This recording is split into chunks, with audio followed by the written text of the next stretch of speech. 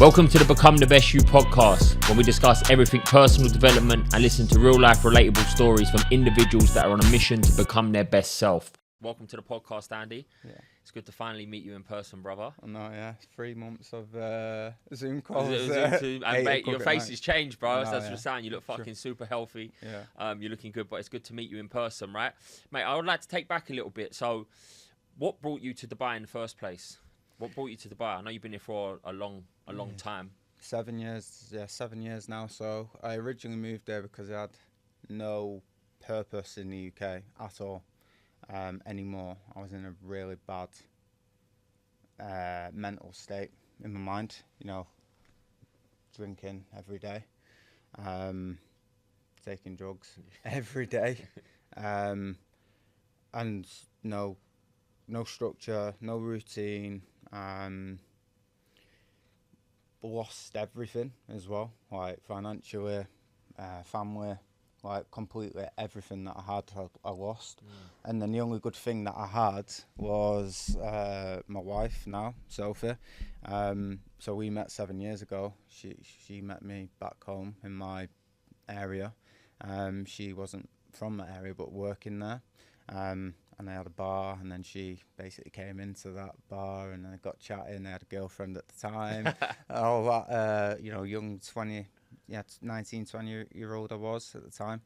And then that was the make. She was moving out here, and then it was a decision for me to continue speaking and like that relationship. We weren't going out, we weren't boyfriend, girlfriend, but we just, like, she got me, and she's a lot older.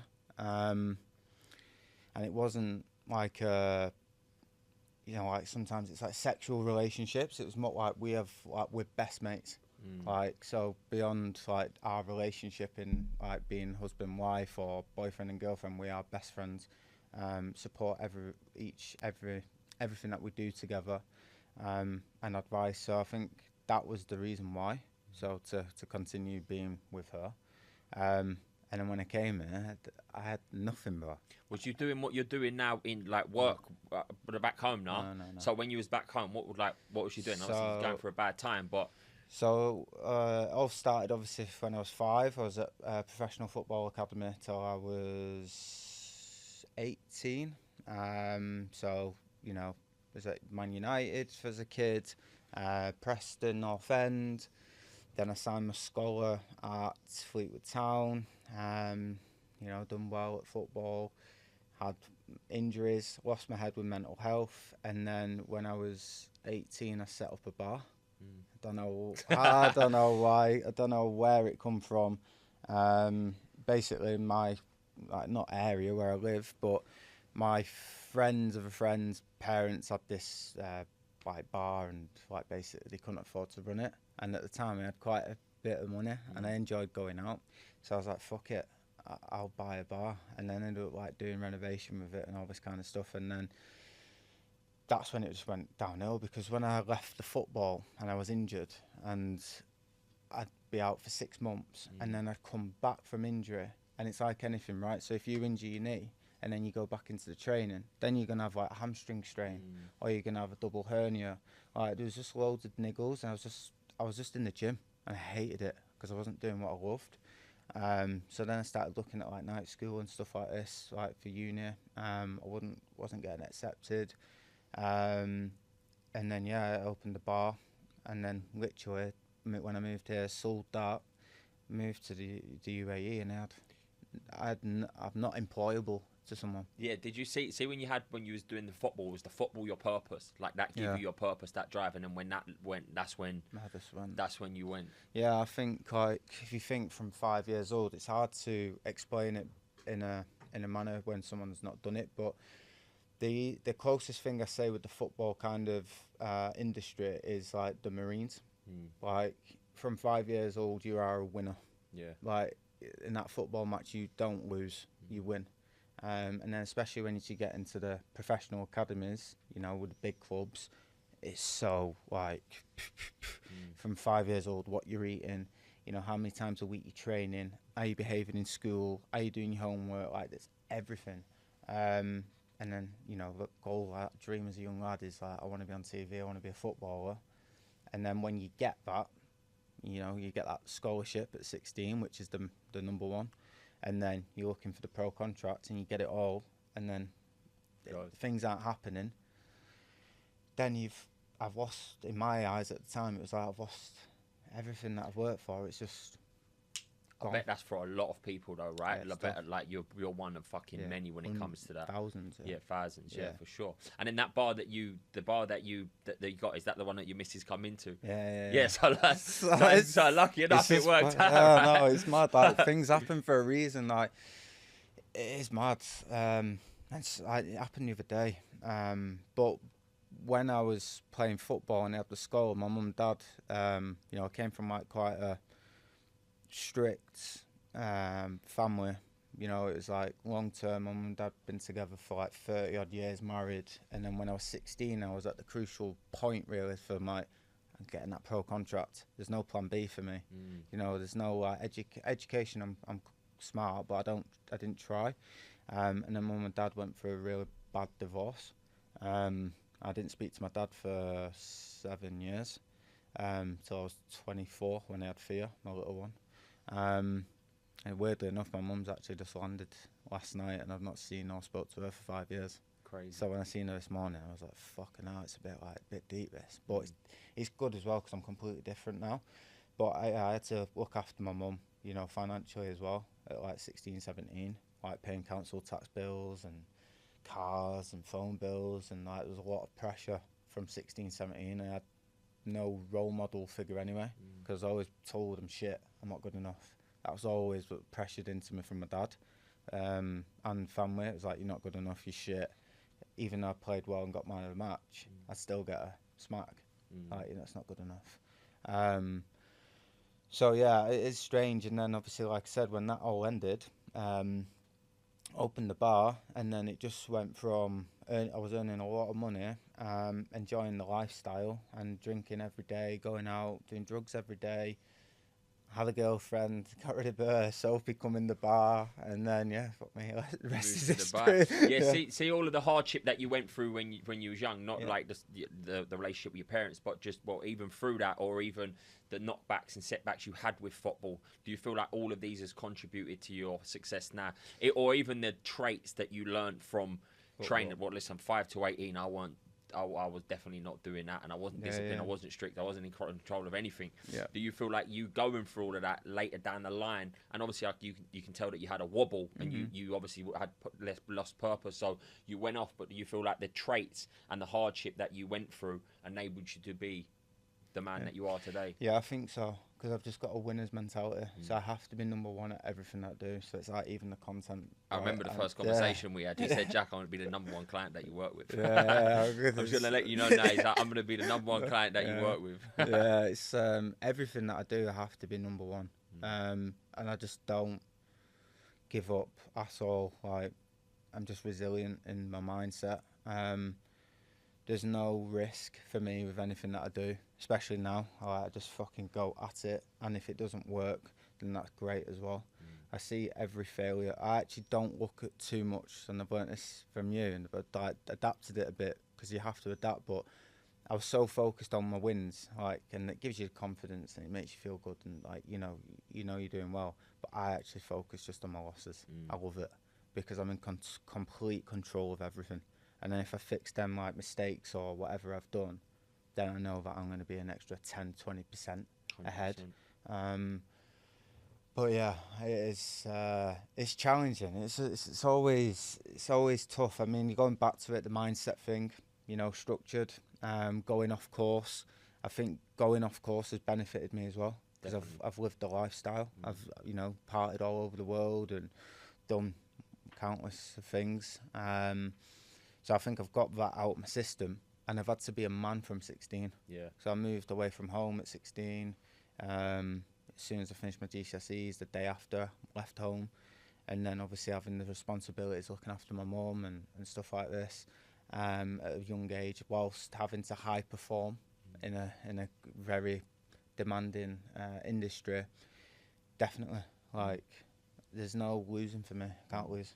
Love it, bro. Yeah. And that transition, you going from the bar with your missus, then coming over here, was that like, I'm ready to go, I've had enough, or was it that was a scary like coming to the bar yourself? A lot of people would struggle to take that risk at that young age. Was it like, I've got nothing, I need to go, or was it like, this seems like the right thing to do? Yeah. Or was you just so in love, you like, I've got to go wherever she's got to go? No, I think yeah, it was probably a mix of both. I think it got to a point where I was just so lost. If I didn't take that move or that jump to go and try and better myself, I probably wouldn't be here.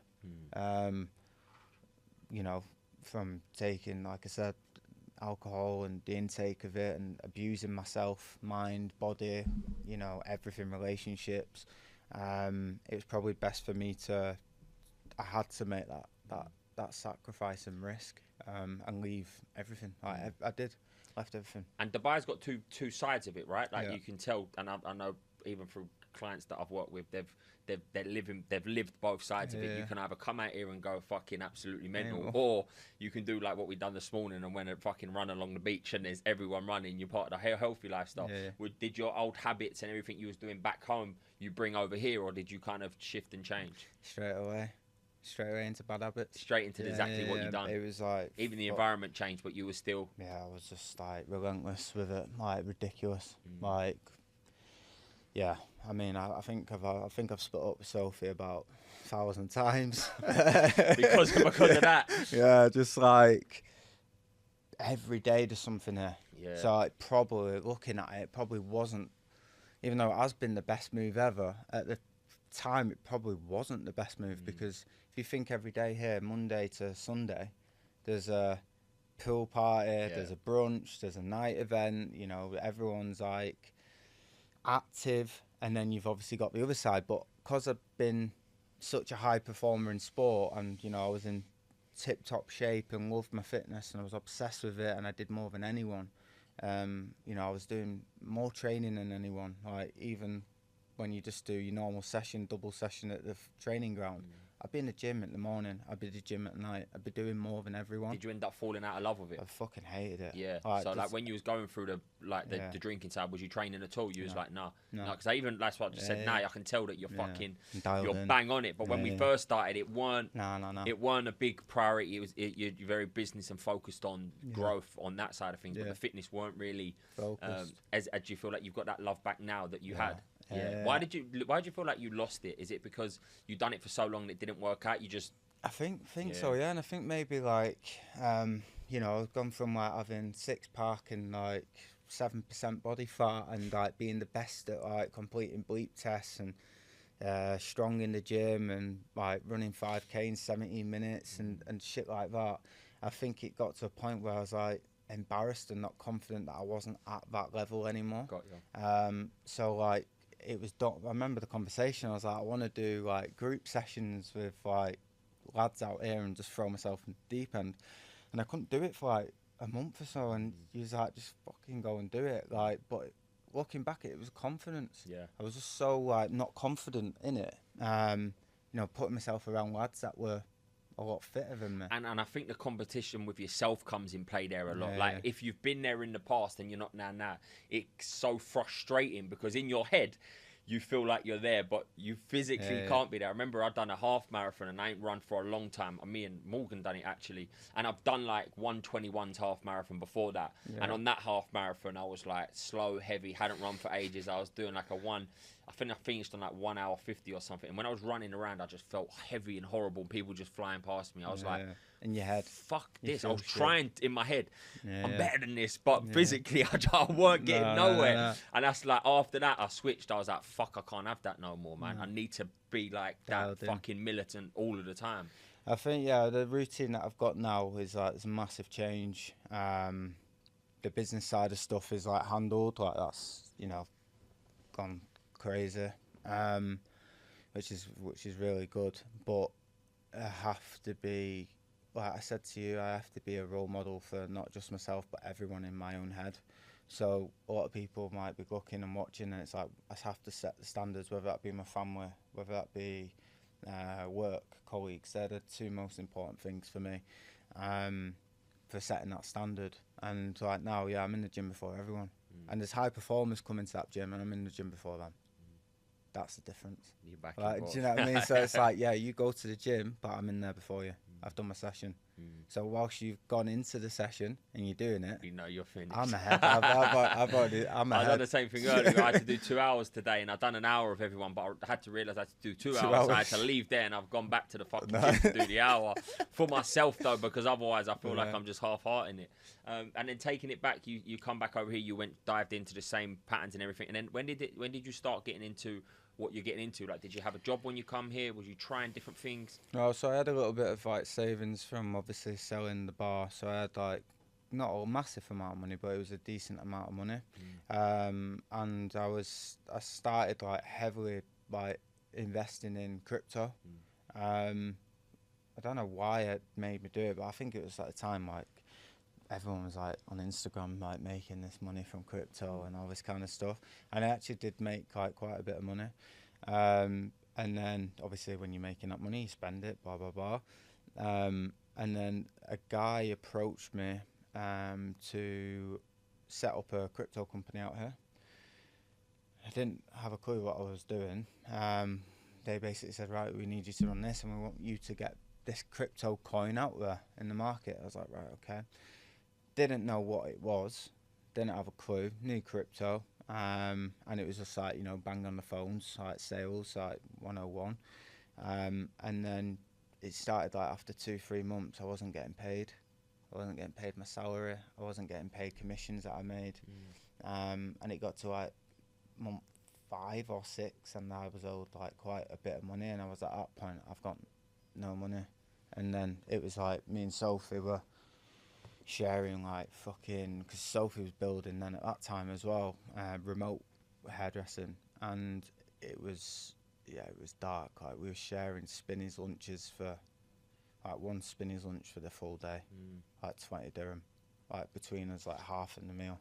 Like it was bad, like not being able to pay the rent, you know, shit like that. It was fucking heavy, but that's when I think you find yourself the most. But I was gonna say, as mad as horrible and shit as them times are, and I was having the same conversation. How good are they now that you can look back and say, do you remember? I had the same conversation yesterday when it was like last year when I was in a proper bad spot with everything. We just had our daughter, and I had loads of debt against me. I weren't closing no deals, like nothing was coming in, and I had to sit with my girlfriend. We were sitting at the petrol station, and I was like, oh, you got any money to put in the car? Cause and I felt like, I just felt like, not a man. I just felt like, and she had to go back to work for a few days to get some money so we could pay some stuff. But it was like when money come out, you had to go to there. But it's like, at the time, it's like the worst, most stressful thing in the world, because you're thinking about, you haven't got no money, but you need to earn money, and you're desperate. And when you're putting that out there, you don't end up earning money because you've got such a lack mentality around money. And you start making a lot of mistakes as well. I was getting on calls desperate with people, not focusing on can I help them, focusing on like the money. I need this call. It's bad. It's bad. But you spent the money in your head. You've spent because what it is, someone actually signed up with me, and then he wanted a refund because he said we had one session and it was great, but I'd already spent his money, and I was like, you can't have a refund, bro. And he's like, we had a great session, that's all I need. And I was like, then God give me some time, and then I had to get the money from here, and then like it was just like that. And obviously then it starts becoming a bit funny because it's like, right, it's stupid, but what can you do?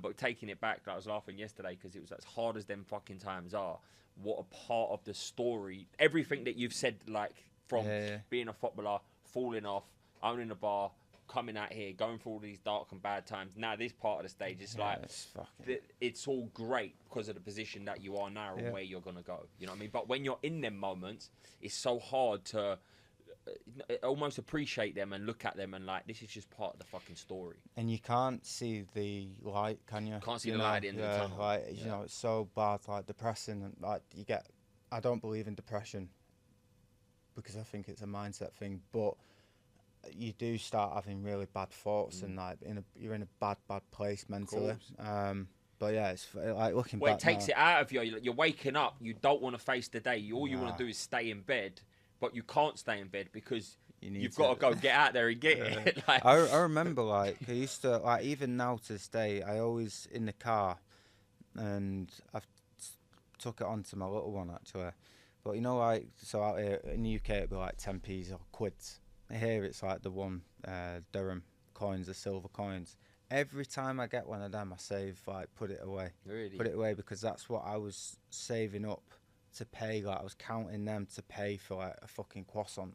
I couldn't, do you know what I mean? It was just bad. But now I do it with my little one. So, like, when she's got the little coins, I'm like, put this in your jar, keep that there, because they've got a story. I'll tell you about them.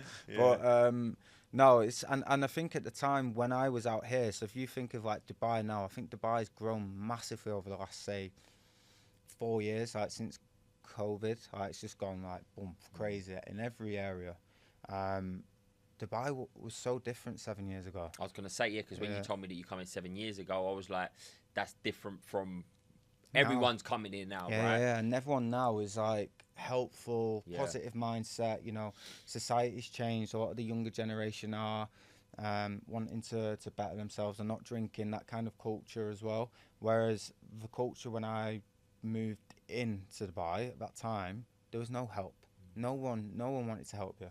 Like, you turn up like into an office, like everyone's just laughing at you. Like, it was like really like bullying kind of like what it is back in the UK. No one's really supportive. No one really wants to push you. Like, there would be the odd person, but you don't really connect too much with these individuals or group unless you're part of the B community. And there was no like, say for example, if you ask for like help or anything, like, no one's like, no, I don't know, competition, mate, rather than collaboration. Yeah, there was no help, no support. Like, you know, you turn up to an office and you go for your lunch, your dinner break. You're having your dinner on your own. Everyone's gone off in the group. So can I come with you? No, I'm just going to the toilet, mate. Yeah. Do you know what I mean? Like, no, it was like so different. Whereas now I think it's a very positive place. Obviously, there's still areas where people struggle, but like for me now, looking out now at an outsider coming in, there's no excuse. Because when I came in, I had like, a little bit of savings, but not massive. And at Dubai then was more expensive. Yeah. Like, and then COVID came and it went dump. But it was expensive, a lot more stricter. So if you bounce a check on that rent, they're on you. You're going to prison. Yeah. Do you know what I mean? Like, if you don't pay that rent on time, you're going to jail. That's how strict it was. So like, imagine you're not earning money, you've got to pay 5,000 dirham rent, and you both sat there thinking, fuck me, what are we going to do? How did you manage and then break through the other side of that? Because that could have been a call to, like, you know what, maybe we need to get out of here. Maybe we need to go back. There was no quitting mind in my head. And then, you know, when I didn't get paid and I left that crypto kind of job, there was a lad there that got really, like, in my office with me. Got really close with him, and he was in a similar situation, but he was a lot older than me. And he was like, oh, do you know what, I'm going into FX. And essentially he went and joined a big corporate FX company. And he was like, I'll get you an interview. At this time I was like, oh mate, yeah, I'd love to learn like the FX side. I'm obsessed with money, I'm obsessed with finance, you know, I'm good, blah, blah, blah. Trying to sell myself. He's like, I'll get you an interview. Went for an interview with them, and they said, oh, no. They said I weren't good enough at all. So I was like thinking, fuck, what am I going to do? And then this guy reached out to me. I was on LinkedIn. I was on everything to get jobs. No replies, nothing. And then this recruiter reached out and said, oh, I've got your CV. Thanks for that. I've got one company that might be interested. I was like, yeah, cool. Let me know. I can come today for an interview whenever. And I did the interview over Zoom, and they like loved me straight away. And she was like, you need to have a second interview though.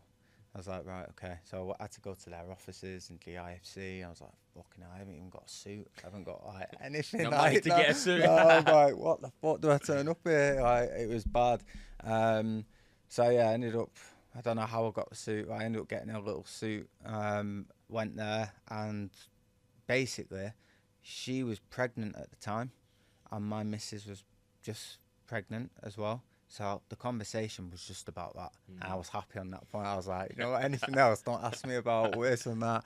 And then, yeah, from there, I got the job. I spent four years there, and I had I ended up being the number one in the office. And was this the company that we yeah, just left. you've just left just when we started to work together? Yeah. And then what brought you to that? So you was there for 4 years, yeah? And then how did me and you come across? Not how did we come across, but I mean, like, what was the transition from you to say, I want to start doing even more in what I'm doing, not just business, but personally as well? I think I got to that point, like, when I started there, the first, like, year, then obviously I had my little one was born, sorry. My wife was pregnant, and we didn't have health insurance, right? So when my first salary was, I think it was like 15,000 dirhams, so what's that, $3,000 English? And that was so much money to me then. And my missus was literally about to give birth, and we had no health insurance here. So you had to pay for it? We had to pay 50,000 dirham. And we managed to, the missus was doing well with the salon, that she was working crazy hours whilst pregnant as well. That's why I've got massive respect for her. And yeah, we managed that salary basically enabled us to pay for the birth, because otherwise she wouldn't have been able to give birth. But from then, I think once having the little one, I stopped drinking, and I really focused on like work. And I didn't get any training from the company. Like, they didn't teach me anything about FX or what to do. I had to like learn on the job in the deep end straight away, and I just did more than everyone. And just putting myself everywhere, just not bothered about the situation. Like, just if I got told no, sweet, I'll go and get a yeah from someone else. And I was just throwing myself at every situation, every area that I could do, every industry, every whatever it was, I was there doing it.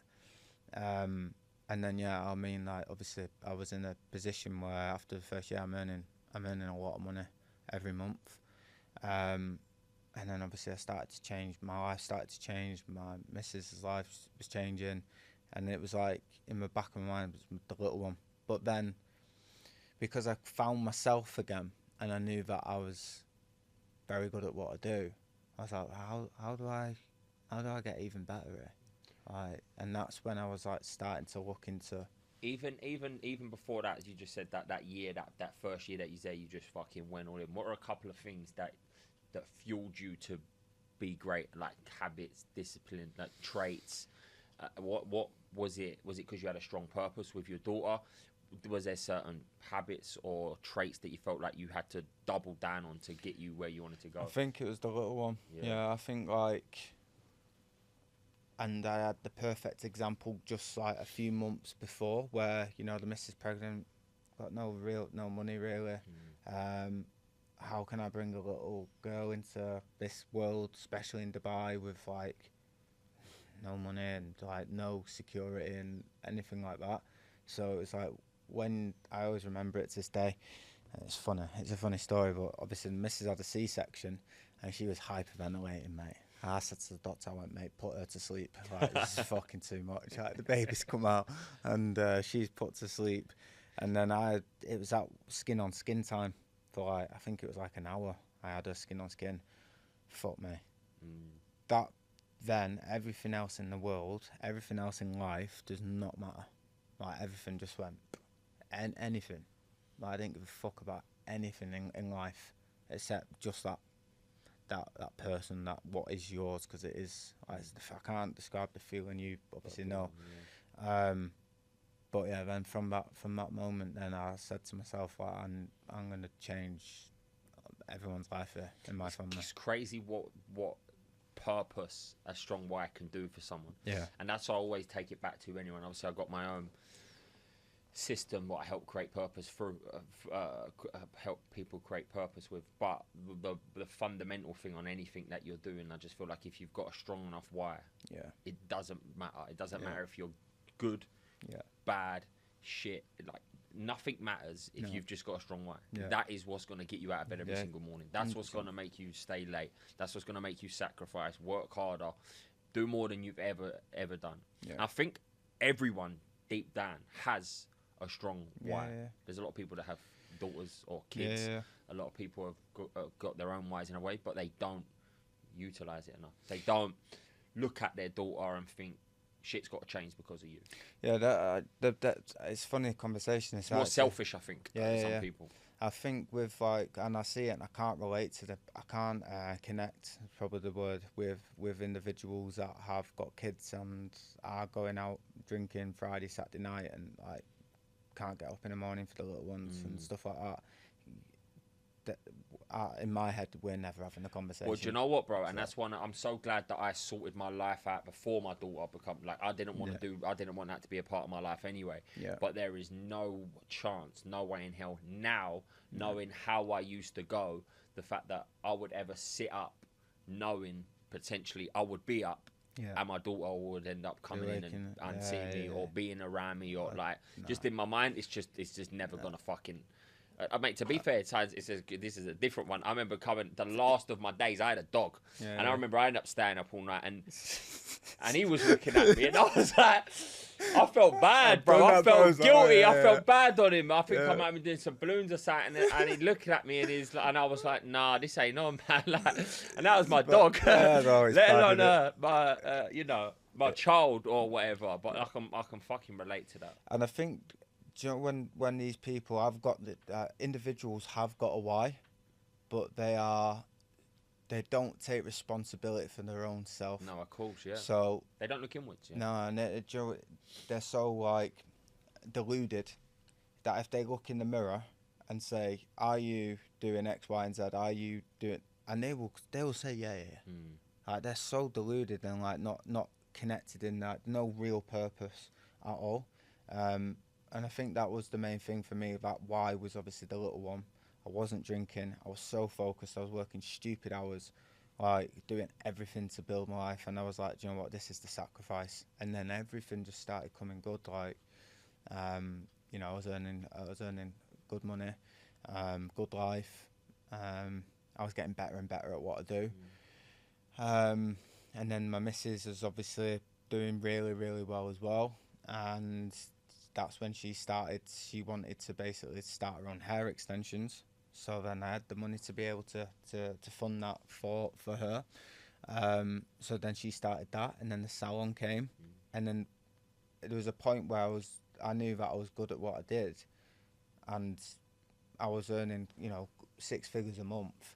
And it was a point where I wanted to go on my own.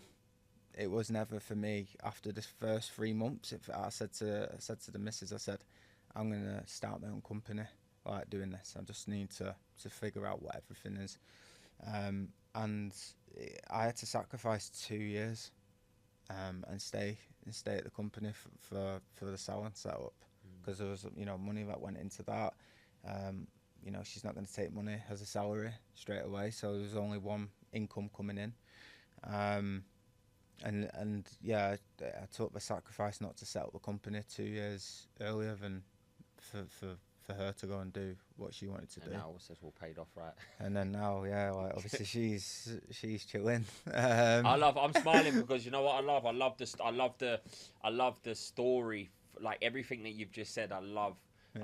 I know where you both are now, right? And like I didn't know the past of where you's come from, how you's met. I didn't know you was together. Oh, I thought you might have even met over here, but like you've just told the whole story, and it's sick to see like you've met each other. It's gone fucking downhill, not together, but literally the fucking the finances and stuff. Now you're both fucking building and built up. It's great. And then we started working together, right? So if you're already doing good at the company, you already feel like you're doing fucking great. What's that next step to think, shit, I need to do even more and get even better? Because some people sit there, some people, this is comfortable, I'm gonna stay here, I can drift here, I'm earning good money.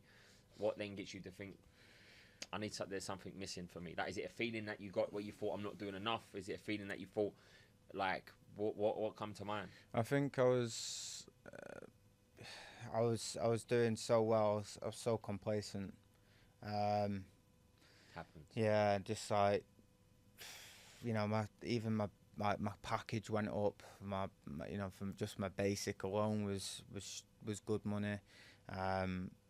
And then obviously my commissions was just like flying. I didn't really need to do anything because it was just from my clients. And I was just so complacent with it, and I was just like, fuck this.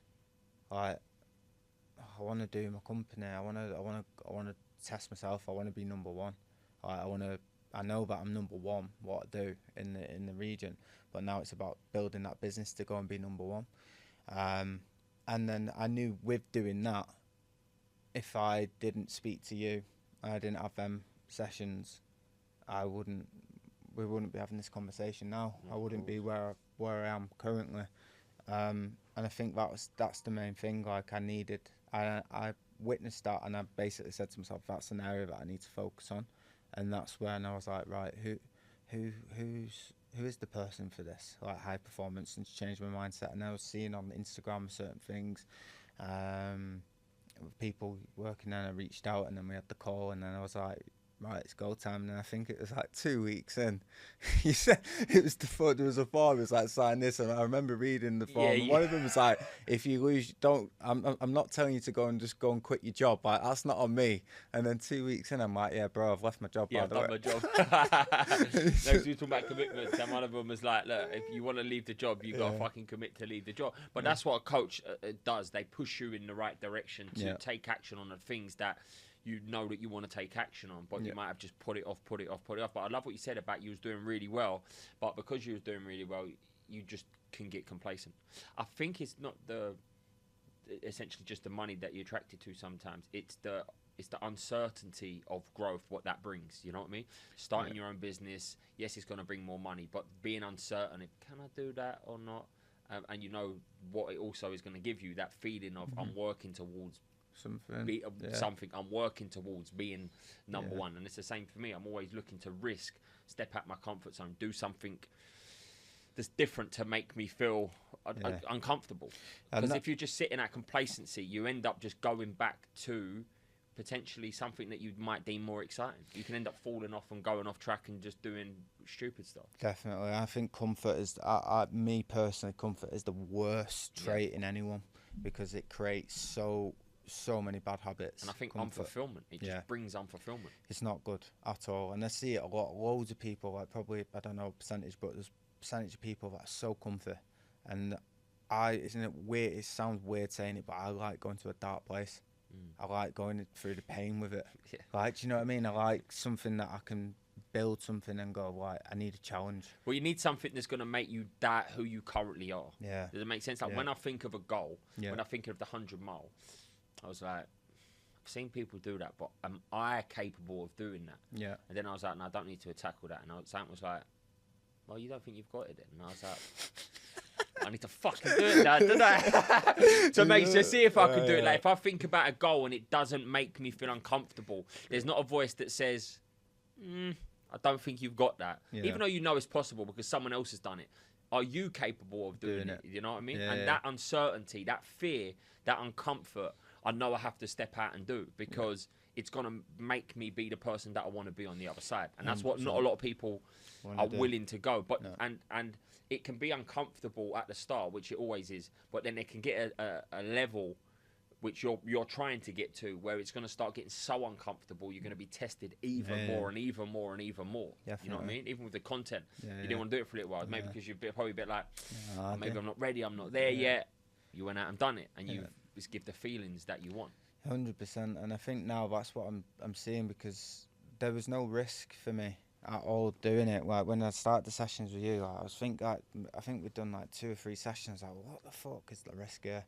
Like, yeah, if it doesn't take off where it is straight away, which it's not going to happen, because I know where I am in the market.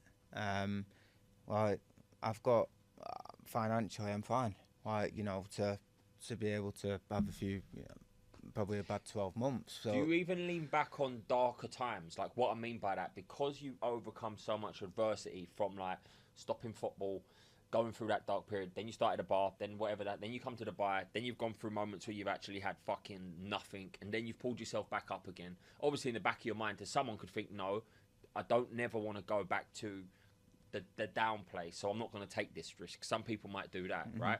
I'm on the other side of it, which is that's what I wanted to ask with you. Is like, I look back when I'm about to do something very risky. I'm like, mate, you've had nothing before, and you've been at the bottom before, so and you got over that.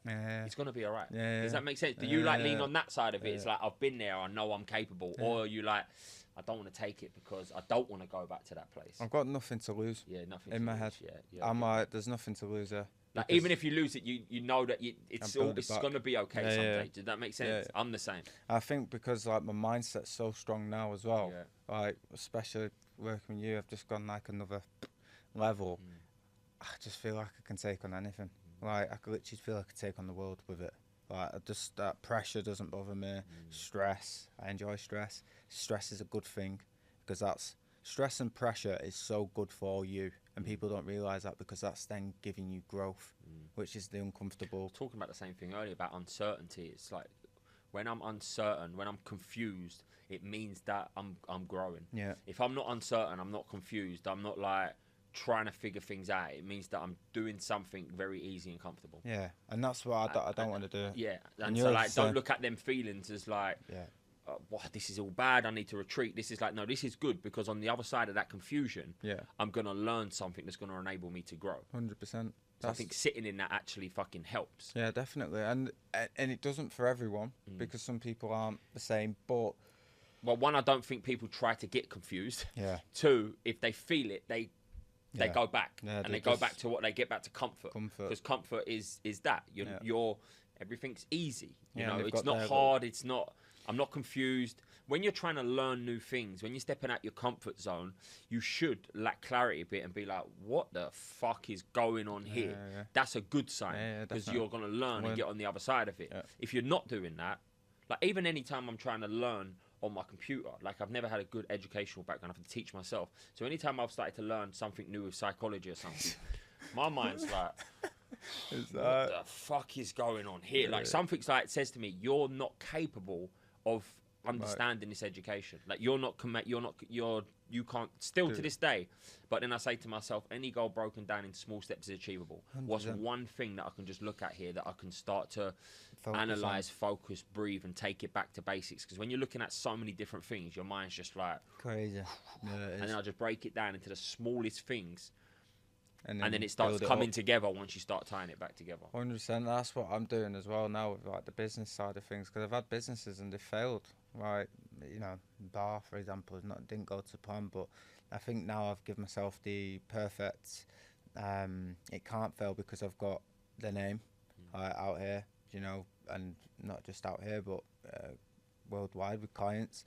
You know, so successful there. I've got experience, I know, and basically it's just like to do what other companies are doing, but better and in the correct manner. Not this 9-to-5 corporate shit. That doesn't run with me. I don't like it. I don't like all this micromanagement stuff. I'm not going to do that. I lead by example. So I've got a staff member now she's going to shred. She's not trained, but she's on it. She's messaging me. She messaged me this morning at 6 a.m. She was like, "You should do this." And I'm like, she's pushing you now. Yeah. But that's good. She's in there before you. Yeah. But do you know what I mean? It's just like, but that's what I've created. She was like, she completely, and I said to her when I hired her, I was like, "Tell me your goals, your personal goals, what you want, and I'll make sure that we achieve them." So it's like the person as well, but it's like like I said, the company has been 4 months now. It's gone fucking mental, like in a good way. I've hired my old boss. Really? Yeah. So she starts in June, which is mad. I've got an office opening in Spain. Got an office opening in Canada and one in Indonesia, and then I'm trying to go for another thing at the minute, which is time consuming. And the same thing that drove you to push your wife, being your daughter, is it the same thing that still drives you and push you today? Not saying that she doesn't matter as much, but like taking that risk from stopping that business, starting your own one. Is it all in the back of your mind? It's like you're still connected to the same reason. I'm gonna make this fucking work because. I think it's even enhanced now. Like today, for example, it was. I don't cry. It's weird. I don't know why, but obviously I seen my mum today. I've not seen her for 5 years, and I sat there. And my mum's, you know, she's not well off or anything like that.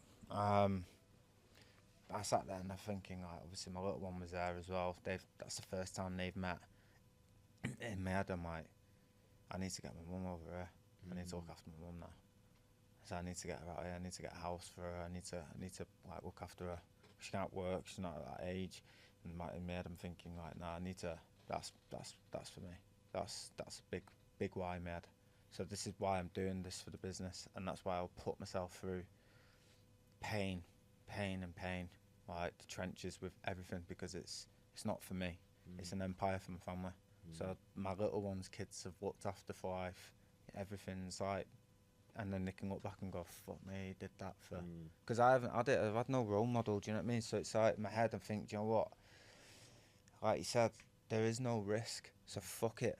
If we go back to square one, we go back to square one. We'll survive because I've survived and we it. get through it and we do it again. Yeah, and I also feel like you just want to be the one. Now that's how I want to be the one. Unless you take the risk, you do something different. Yeah. No one else will. Like I didn't grow up and think, oh, I can achieve X or X because I never seen it be achieved, right? Or if like even the thought of leaving school and getting an office job to me sounded like absolutely fucking berserk. Like you're not smart enough to do that. But I would love and I'm going to. But if my daughter wanted to go university or anything, like I'm gonna give her the confidence to say, that's possible. Yeah. College, that's possible. Like whatever she wants to do, it's possible to do so. And that's one of the reasons why I wanted to do what I do, because I want to change that generation, not just with wealth, but with also knowledge and also mindset that anything that you want to go for is possible. Definitely. Because that's what I had these limits on my own self that I thought nothing's possible for you until I made these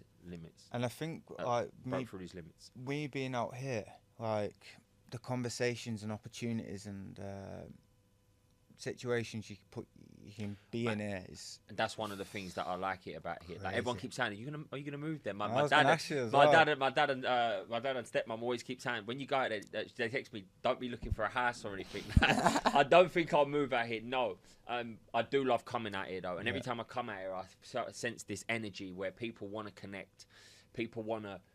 Just engage with you, collab. When you meet people, like when we done the run this morning, people are open, they follow you on Instagram. It's like people want to talk about positive growth stuff. So I feel like I would fit in like a glove out here because it suits me well. You know what I mean? I don't think I'll take that jump because I want to build what I've been building with B back home, and I'm also still building it here. But I want that to be the place. But also I want my daughter to be with. The family unit that we've got going on, so we also get a lot of help there with her. Taking it back to that community, like what I just said about being a community environment. Now you've set up the network room, so you've not just done your own business the last 3 months. You've set another business up with a network room. What was the inspiration behind that, and what's the goal with that? The motivation for you, because that's grown quite quick with what you've got going on. Yeah, crazy. So I actually sat about it. I don't know how I manage it all. Fucking structure. It's just like, how am I doing this? Like, and people have said to me like, mate, how do you do this? And I'm like, I don't know, mate. And I'm hiring someone, so if you know someone, I need another admin. But with the network room, what it was for me is because I'd felt in that lonely place and I haven't spoke about it. It's like not confident, not being able to turn up to. In my head, feeling I'm not good enough or confident enough to go to these gym sessions with lads and meet people, like other lads who are on the same kind of level. I seen like a bit of not a gap in the market, but there was an area where I thought, you know what, this is going to benefit people who aren't confident or are moving to Dubai and they want to make money. And you know, if you are coming into the network room, you've got someone who's got 7 years experience, who've been there, done everything and been through the good and the bad. And I think for me it was a case of not marketing for myself, because it was marketing for yourself.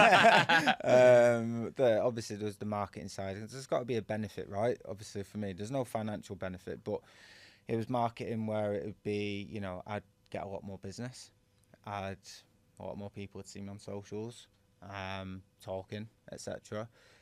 Done countless amount of deals in there, and it was another thing to give back and actually help lads out here who basically might be in real estate, for example, and they don't know how to get better at real estate or make money or connect them with the right people. And there's not a place of where we put X to X, and like, well, you owe us X amount. None of it's profit or financial driven at all.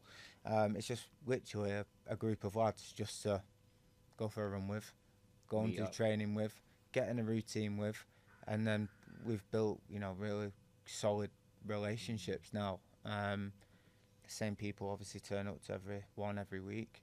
Obviously not me today with the hamstring, but yeah, I mean it's really good and positive, and I think it's just it's what people need, right? And that's the same thing with the bee community for me. It's like when I was trying to grow and transition with everything that I was doing, there was no people to talk to. There was no one doing what you what you want to do. Like you're all doing the same stuff, and it's hard if all your mates or people you're with are just doing stuff that you no longer feel connected to and want to do, and you want to start getting into fitness. It's like there is more things now, but there's not a lot that make you feel confident and comfortable just to go meet random people. Do you know what I mean? So like with the community of B, that's one of the things I wanted to give. It's like I like looking at the group as everyone works with me or work through me, but it's like the 1 out of every 5 of a group. You know what I mean? I believe there's always 1 or 2 people in a group that want to break away, but they don't because they stay trapped doing what everyone else is doing because they feel lonely. They've got no one to talk to, no other mates,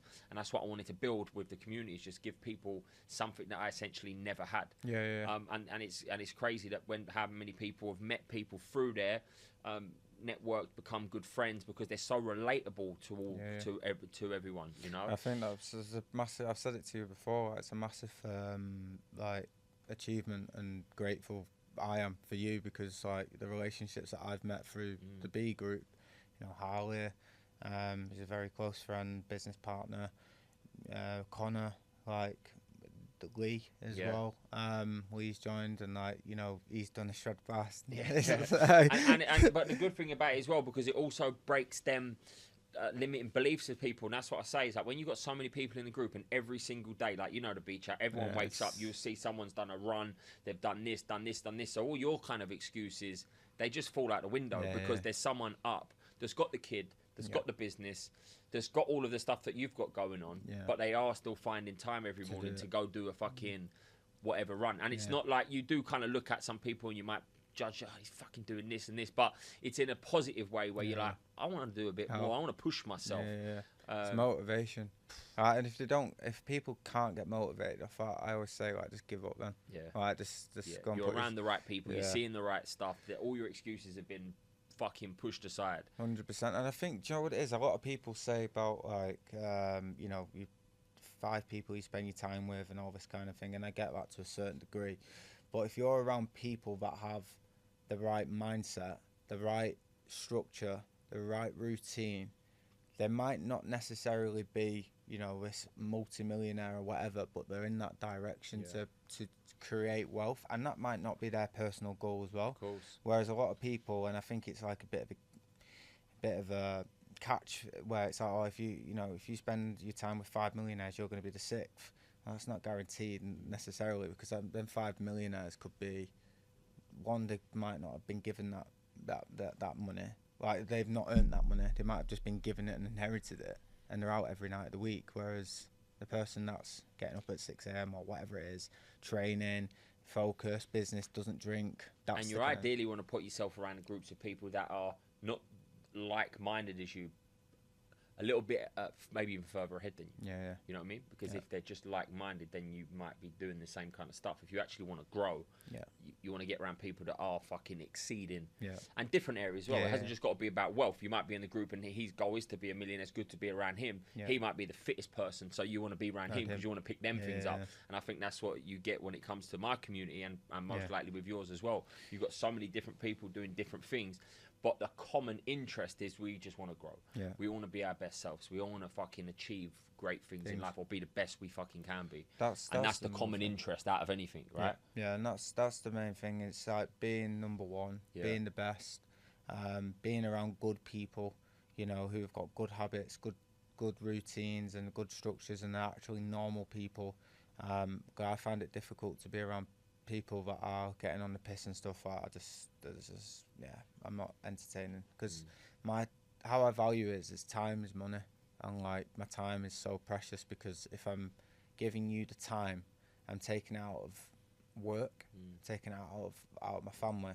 So I'm not gonna give you time if you're an idiot. Do you know what I mean? And I value time so much, and I think it's so important because like we work crazy hours, right, and do crazy things and crazy habits to be consistently at that level and even higher. And how would you get higher? You have to keep going. So it's hard to find time to put the little one to bed, read the book, because that client wants to call. Do you know what I mean? So time is so important for me, and it's learning these different attributes as well along the way.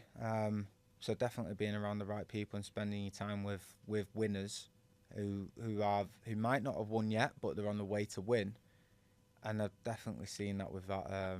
And the winning doesn't even have to be an external result that they've got, but their attitude is about winning. They might not have won externally yet, but they just fucking want to win. Yeah. And everyone's at a different stage when it comes to that. You know what I mean? Like, definitely. I'm happy to spend time with someone that's not got where he wanted to. He's not where he wants to be yet, but he's got an attitude of like, I want to grow, I want to expand, I want to push on and progress. You know what I mean? I'm happy to be around that person. Yeah. Do you know what it is with people? Some people, because I get it quite a lot. It's like people come to me and they'll be like, "Oh, you know, I want to do X, Y, and Z and this and talk a good game," and then don't do nothing. Nah, they go missing. And I'm just like, mate, you just wasted. Like, you wasted my time, but you just wasted yourself. Yeah. Like, so, like, don't come back to me and that conversation's. There's a difference between, I said the same thing yesterday on a post, different between thinking and acting, and the difference is one is going to produce the results that you want. Because I always wanted a bit more. I always said I was going to change. I always said it to myself, but I didn't do anything different. So you get the same thing. And I've also had this to people that are ready. I want to be the number one. I want to be this. I want to be that. I want to be that. I want to be that. And nothing comes from it. There's no movement. Yeah, for me, it's like I have to do it. Like in every area now as well. Like I said, my fitness is like on point. I'm like so structured. My diet, bro. How different has your mindset been by incorporating fitness over the last 10? We was working on your fitness together, but since me and you've stopped, you've not just gone all in on your business and the family and everything else. Now like fitness is at top of the fucking food chain with everything now. Like you've created that holistic thing where you're going all in business, all in with family, all in with yourself, and now your fitness. How different has your mindset, your energy, your attitude, everything been since you've gone all in on the fitness side as well? Crazy. Like I think we said that was the. You needed one more little push. Was the little thing. And that was the little thing, and honestly, it is mad. It just takes you to a different, because everything that I believe that you incorporate and gain from your fitness, that discipline, that drive, that fucking all of that, you then put that into. Like, don't get me wrong, it's going to give you more energy, so you're going to be more productive at work. Your confidence by being in better shape is gonna go up. Actually, mentally, how you feel from doing it gives you more confidence. 100%. But on top of that, all of that you can instill into the business side of things. Definitely, and the actual use case of it is with the fitness. I've done so much business from it. So much business, so many conversations mid shred fast, like. Fucking boy, that your ass is like, fucking hell. And they start chatting and the networking, like, because you're meeting the right people, right? You're surrounding yourself with the right people. Opening so many doors, and like I've got like I said, I've got a project at the minute which is for July. And I said to my staff member yesterday, like, this X, Y, and Z, we need to get it sorted, and it's all fitness, like, for the business, and no one's done. But it's an area that's going to be like, wow, because if you think of how many people now are going to the gym and how many people are going to see the company when they go in that gym, and it's just like... And I think this is also a different thing. I don't really like looking at people that are successful monetary-wise, but they don't take care of themselves. They're super undisciplined in every other area of their life, because one, I look at them and I can't see them being the best leader. Number two, they're not going to be able to reach that potential in business by not taking care of their fitness and all of that kind of stuff. And three, it's like if you have got a family, you also want them to look at you as a role model. Is like you actually take care of yourself, because that's what's going to give the longevity over everything. You know what I mean? 100%. And I think like what I've right now, because I'm so like dialed into it. Obviously, I've booked like I think it's like 16 weeks of like shred, like 4 times a week. Like so, I've lost so much weight. Like, but that comes from like not only my fitness but my diet. Yeah. Like, I'm so strict. Yeah. There's no cheat days. Like someone today said, "Oh, do you want a bit?" I said, "Get that chocolate away from me." I was like, just get. Are you all in when you do it? But it's like when I went on the booze. Well, though, that's bro. why I've stopped sugar and food, because I'm all Well, in.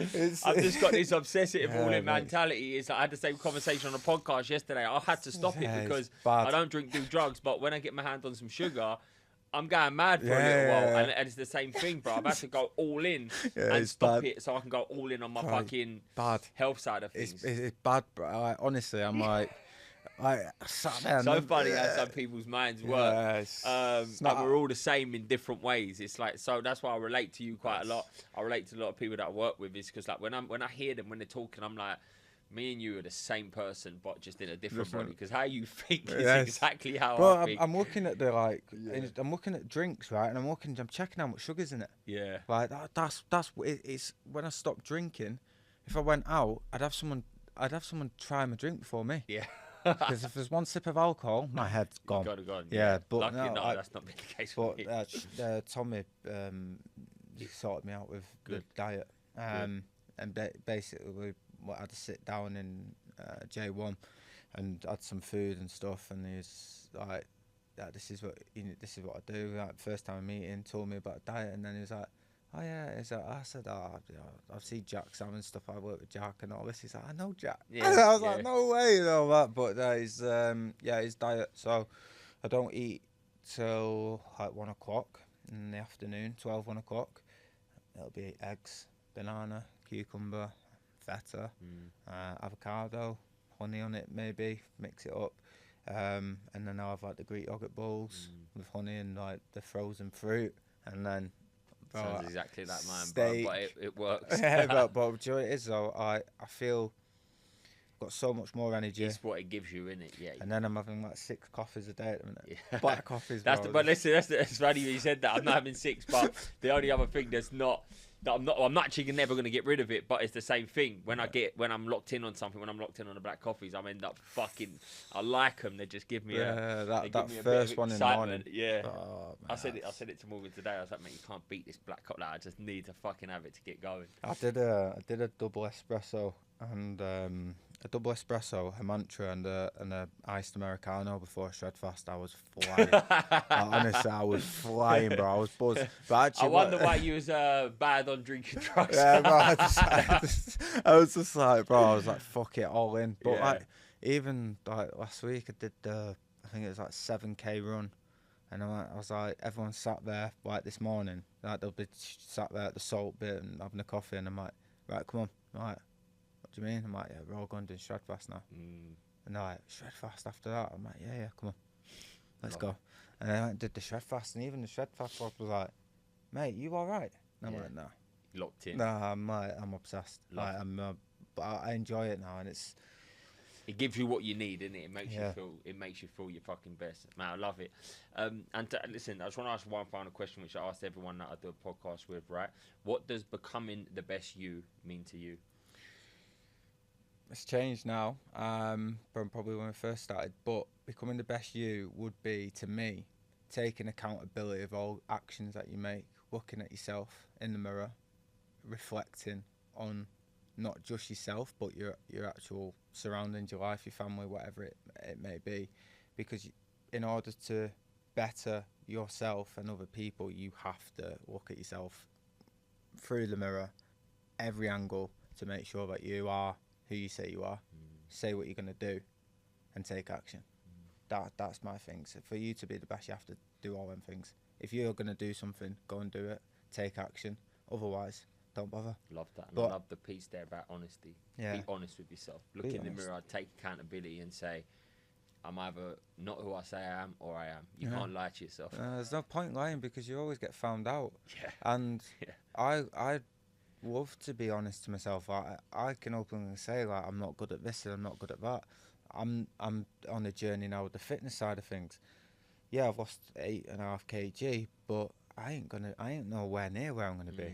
I'm coming for a certain physique. I want to be fucking in tip-top shape, but it's just being honest with yourself. Like, you're never gonna be the best in all area, but you can try to be the best.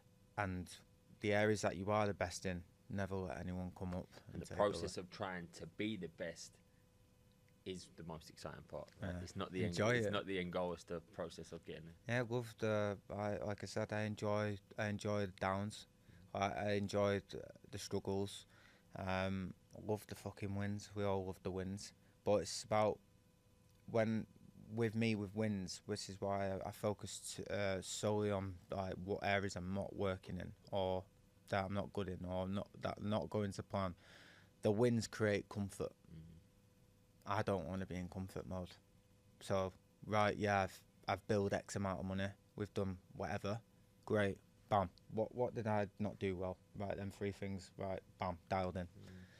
The wins, if you're focusing on too much, complacency comes in, ego comes in. Kicks in. And then you're like, you know, and then that comfort comes in. Yeah, so that's for me. For other people, it might work differently, but for me, I just do that. And I think when you can, because a lot of people can't take accountability on what they're shit at, right? And they hate being told because of that ego, because of the success of what they've done, right? But when you can focus on them losses and accept them, you're in full control. Love it, brother. Well done. Bam. Love it. We'll just Good keep work. moving. Nice one. Thank you, bro. Top man.